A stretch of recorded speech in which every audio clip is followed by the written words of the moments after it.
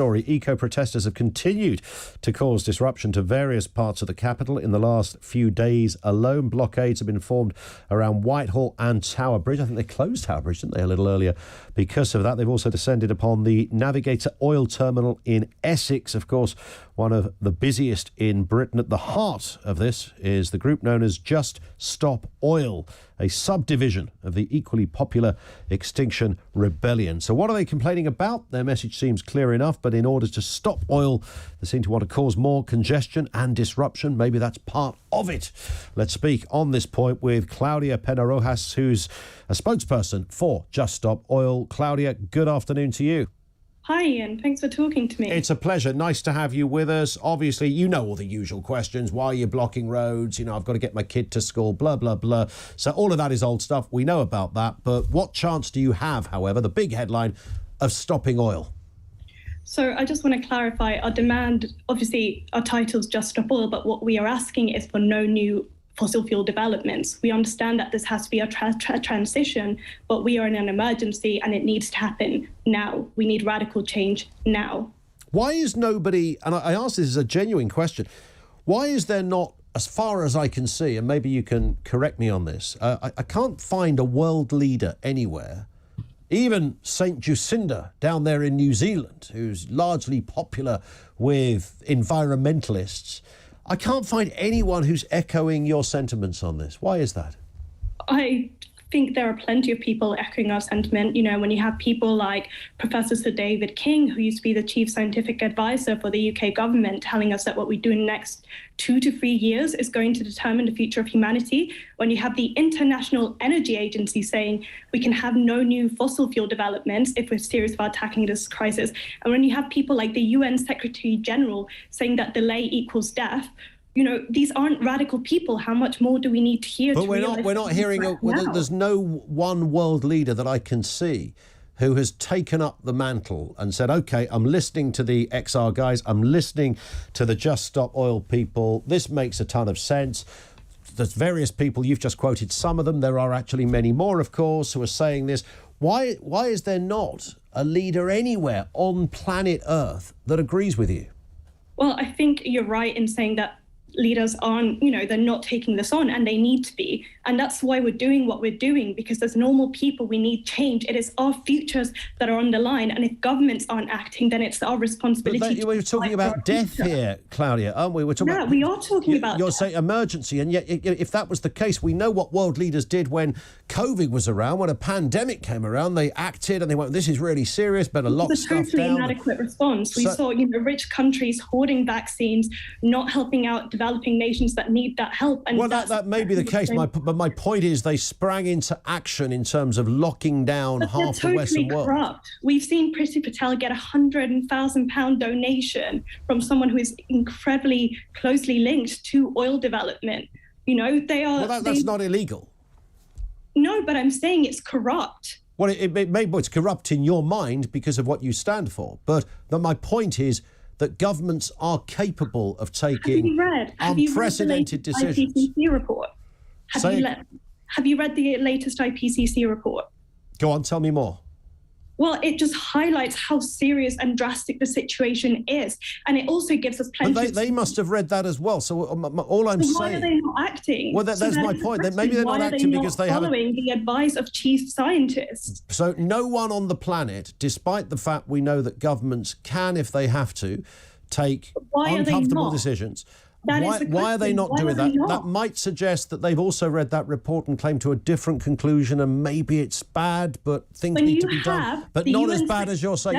You're saying that delay equals you're predicting death, Armageddon. We are on a fast track to climate disaster. Yeah. We need to act, and we need to act now. So, but no world leader agrees with you. It's a hypothetical issue.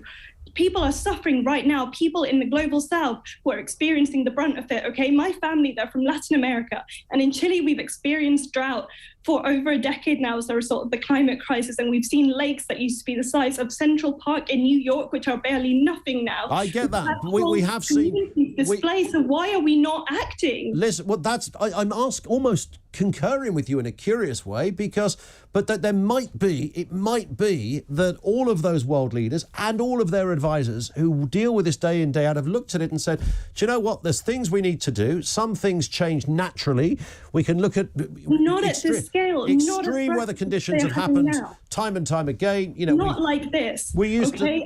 How many people have died of extreme? We've seen the flooding in Germany. We have people suffering mass starvation in Madagascar, which has been declared to be a result of the climate crisis. Who's declared that? Who has declared that? The UN. So the United Nations have said that's because of climate crisis. Okay, so but even the United Nations aren't calling for a stop in oil. They are saying that we need to rapidly detransition, which is what we are asking to do. The longer we delay it, the worse it will be, and the more people will suffer. And we cannot wait for the UK to be hit the way other countries have been hit. It will be too late. Why? We have been told we have a rapidly closing window of opportunity to act. No one in power agrees with that, clearly. They are not denying that we need to transition. They are slowing it down, and delay equals death. So yes, we need them to act now. And we, as ordinary people, as people who want a future for our children, we need to demand that action happens now. That's why we're doing what we're doing. How do we explain that more people died in the past of extreme weather conditions than have died in the last 50 years of extreme weather conditions? That is untrue. That is categorically untrue. It's not untrue at all. We have people dying of mass starvation. We have mass crop failure. We have people dying from extreme weather events. So you're saying people are dying of mass starvation because of climate change? Have you seen what is happening in Madagascar? Mothers I have seen droughts and tell me that we do not need to take action now. I have seen droughts and famines sadly in many countries over the decades, and it's horrendous to see that. But are you seriously saying that if we stopped all of this, delay equals death, we'd have no droughts or famine? Not taking action. But do you think there'd be no droughts or famine for the rest of time if we stopped oil now? Incredibly worse than we can imagine. Okay, Antonio Guterres described a future that is filled with mass flooding, mass fires, crop failure, and it getting worse and worse if we do not take action now. And he made a point to say this is not an exaggeration. No, I hear what he's saying. I hear what he's saying. A lot of voices said it in the 30s, the 40s, and the 50s. They predicted in 10 years' time this is where we'll be, and it didn't happen. So maybe. But it is happening right now. You cannot deny that it is happening. Just look around you. Do you look around and not care, or how are you still living in denial? Well, I'm not living in denial. I'm curious. That is my family that I worry about every day. I worry that maybe not going to have enough water. They're not going to have things that they need to survive. And it's not just people in the global south. It's going to be our children. If we continue down this path, we have been warned that children born today will be fighting and struggling for food by the time they are teenagers. Okay, that's an opinion of some people, not the opinion of the wider world. As a result of the fault of our energy system. But again, Claudia, I'm genuinely intrigued, and again, I have no issue with what you've said. I understand your passion, but why is it not shared? Why is it not shared, Claudia? But why is it not shared? That something is catching up. You have people screaming out for help. You are screaming out for help. Lots of pressure groups, lots of organisations. Where are the world leaders? I'm just asking that you are. When a pandemic happened, we closed the world to react to it.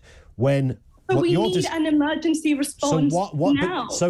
My point is, governments are capable of taking extreme decisions if they think it's right. So why are they not doing it? That's the question I'm asking you. We're on the same page. The government can take an emergency response. The fact that they're not doing it, and nobody is doing it, Because they are corrupt. Well, that's just, if I They might are say in so, bed with the oil industry. that's a kind of political point you're making there rather than environmental one. All connected, because our government are refusing to take action because they're in bed with the oil industry. Everybody, Trudeau in Canada, Jacinda in New Zealand, I think Macron everyone in France. needs to step up and do better, yes. So we live in a corrupt world. It's rigged. Scientists were telling us we need to act now, that we have a rapidly closing window of opportunity and we need to act now. Okay, and you believe that... It's our reliance in the fossil fuel industry that has gotten us here in the first place. Okay. It is what is fueling the climate crisis. It is what has facilitated the war that is happening in Ukraine now. It is our reliance on this volatile system that has led us to the cost of living crisis. And the answer is not to continue investing in oil. The answer is to transition to more sustainable forms of energy, which will give us a security that the oil industry never has and never will.